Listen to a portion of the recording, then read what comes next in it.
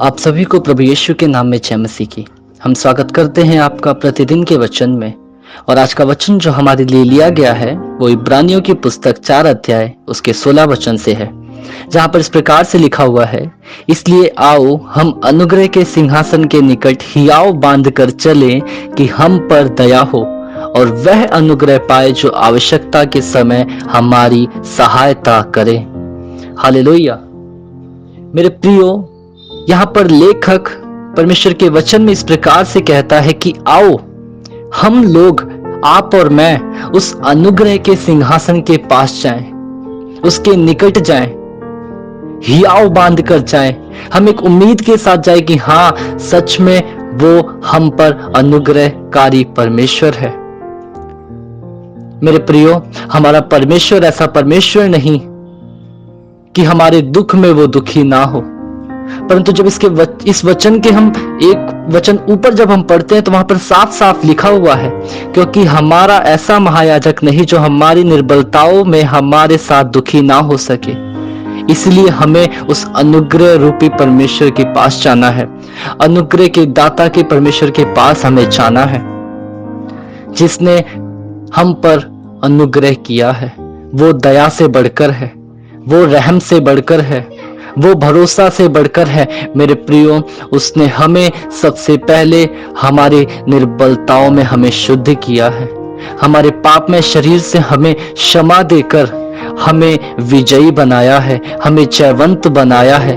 तो क्यों ना हम उसके अनुग्रह में पनपने पाए, हम उसके अनुग्रह में बढ़ने पाए और उसके अनुग्रह को अपने तक सीमित ना रख के परंतु औरों में भी उस अनुग्रह का प्रवाह करने पाए।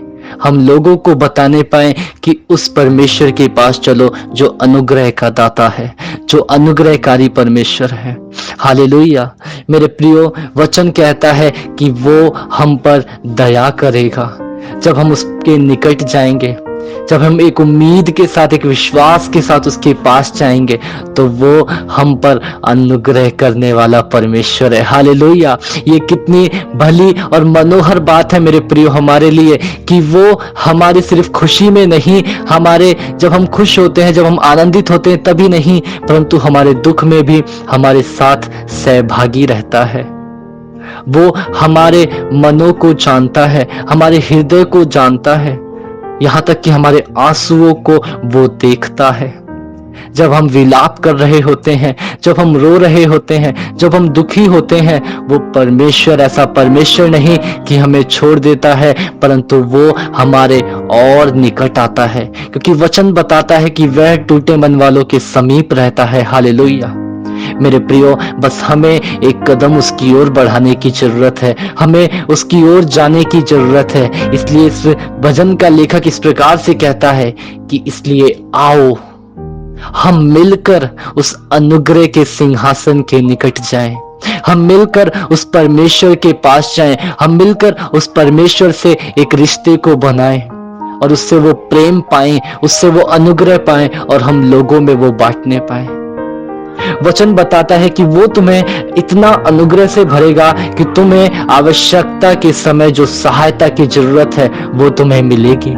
जो आपको आवश्यकता है वो परमेश्वर ऐसा परमेश्वर है कि आप पर अनुग्रह करने वाला है, और वो आवश्यकताओं की चीजों में जो चीजें आपको जरूरत है, आपको उत्तम से उत्तम पदार्थों को देने वाला है।